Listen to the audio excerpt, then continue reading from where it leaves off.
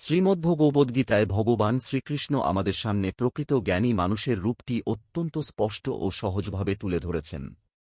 এখানে শ্রীকৃষ্ণ বোঝাতে চান, জ্ঞান মানে কেবল বই পড়া বা তর্কবিদ্যা নয়, জ্ঞান হল এক বিশেষ জীবন দৃষ্টি ও চরিত্র গঠন। তিনি প্রথমেই বলেন, প্রকৃত জ্ঞান শুরু হয় অহংকারহীনতা ও ভণ্ডামিহীনতা থেকে। যে মানুষ নিজেকে বড় করে দেখাতে চায় না, অন্যকে আঘাত করে না, ধৈর্য ও সরলতার সঙ্গে জীবনযাপন করে এবং গুরুজনের প্রতি শ্রদ্ধাশীল থাকে, তার মধ্যেই জ্ঞানের বীজ অঙ্কুরিত হয়। বাহ্যিক আচার অনুষ্ঠানের চেয়ে অন্তরের পবিত্রতাই এখানে বেশি গুরুত্বপূর্ণ।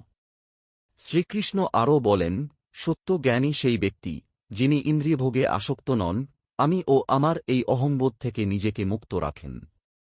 জন্ম, মৃত্যু, বার্ধক্য ও রোগ, এই মানবজীবনের অনিবার্য দুঃখগুলিকে তিনি গভীরভাবে উপলব্ধি করেন এবং সেখান থেকেই জীবনের সত্যকে বোঝার চেষ্টা করেন।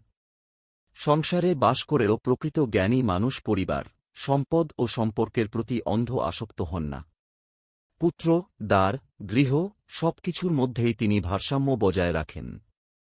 সুখ আসুক বা দুঃখ আসুক, উভয় অবস্থায় তাঁর মন থাকে স্থির ও সমান। এই সম্বুদ্ধি জ্ঞানের একটি প্রধান লক্ষণ।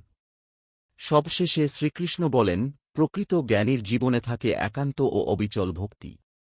তিনি ঈশ্বরকে ছাড়া অন্য কোনো আশ্রয় খোঁজেন না। নির্জনতা তাঁর প্রিয়, লোক দেখানো ভিড় ও কোলাহল তাঁর আকর্ষণ নয়। তাঁর সমস্ত সাধনা কেন্দ্রীভূত থাকে আত্মজ্ঞান ও পরম সত্য উপলব্ধির দিকে।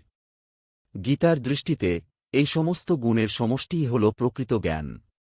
আর এর বিপরীত অহংকার, আসক্তি, ভোগলালসা ও আত্মবিস্মৃতি সবই অজ্ঞান।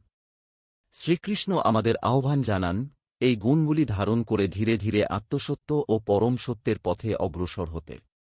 হরে কৃষ্ণ।